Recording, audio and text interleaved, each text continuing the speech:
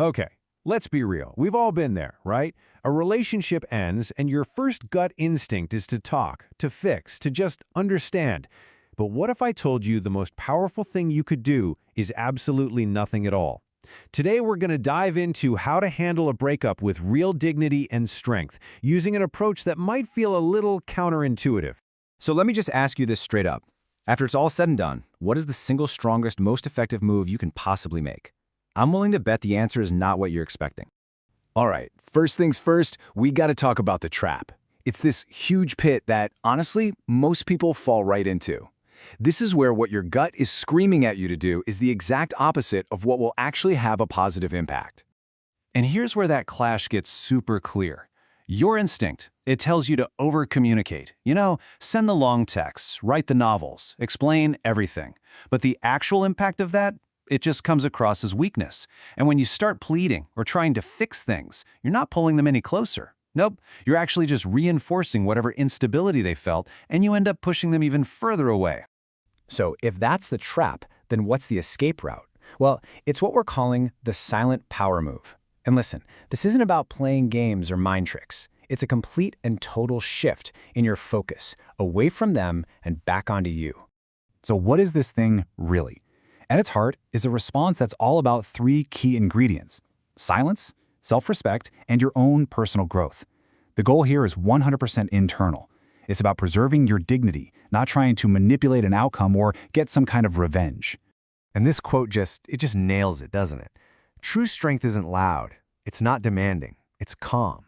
It's composed. And you know what? It feels the most powerful when you finally stop trying to prove it to anyone. Okay, let's get practical. How do you actually do this? We're going to look at the action plan. These are the core principles of self-respect that you can literally start putting into practice today. So it really boils down to four main steps.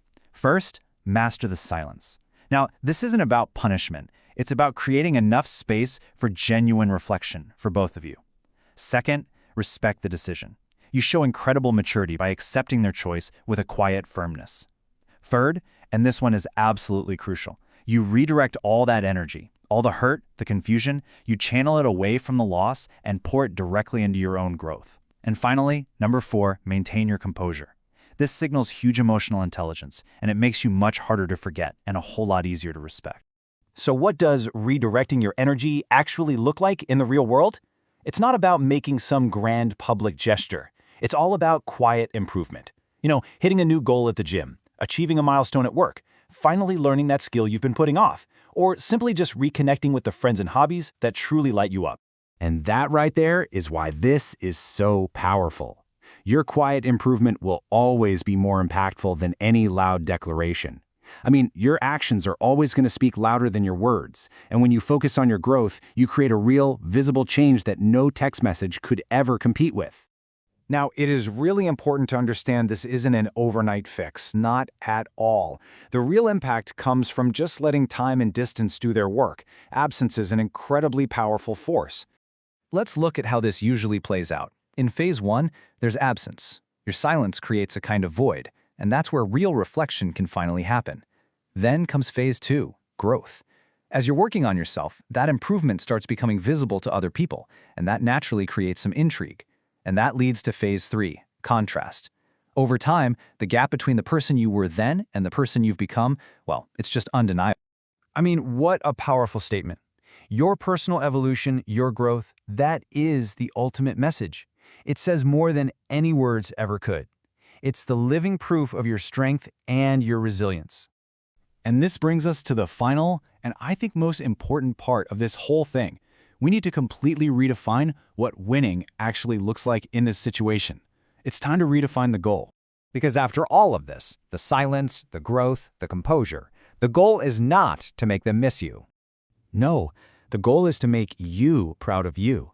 It's about building a life that's so full, so grounded, and so self-assured that your happiness no longer depends on anyone else's approval. That is the true victory. And if their regret ever shows up, it won't be because you tried to create it. It'll be because your growth has made your absence deeply felt. So, I'll leave you with this to think about. After you quiet all the noise and turn your focus completely inward, who will you become in the silence?